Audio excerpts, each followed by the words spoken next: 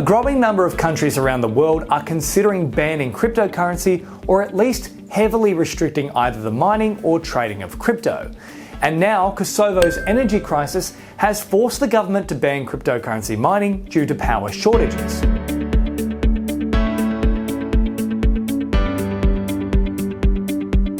Kosovo's economy minister, Artan Rizvanoli, recently announced that the winter months had contributed to power shortages, leaving the country's authorities to put a stop to crypto mining, which is notorious for its excessive energy use.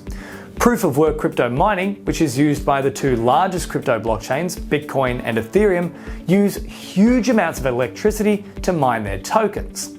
This is because the power required for computers to solve cryptographic equations is truly considerable. The government's decision.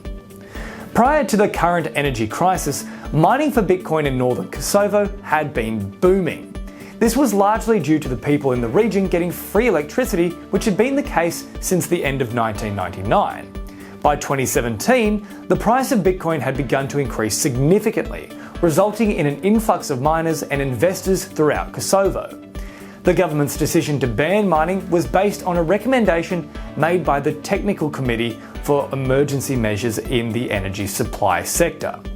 The committee, set up at the end of last year, has held 2 meetings so far to address the issues brought about by the global energy crisis. Energy outages across the world. Kosovo's recent mining bans are just the latest in a trend which has seen a number of nations ban crypto mining. In 2021, Chinese authorities continued their crackdown on cryptocurrency, banning Bitcoin mines throughout the country.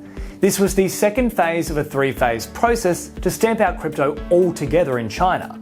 The reasoning the Chinese government gave at the time for imposing a mining ban was that it interfered with their carbon emission target. The irony, of course, being that China has never really been too concerned with such an issue. China is, after all, the world's largest polluter, and in 2019 they released more than 10,065 million tonnes of CO2. They've also been caught out spray painting rock outcrops green to fake compliance with the plantation of new trees, and have constantly skirted things like the Paris Climate Accord. For China, it's quite simple whether they admit it or not. They don't like that they can't control crypto and who buys it in their country.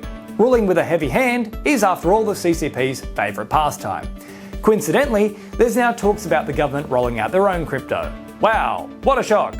With all that said, crypto is well and truly in the midst of a wrestling match with the changing requirements and standards of global communities' carbon emission targets.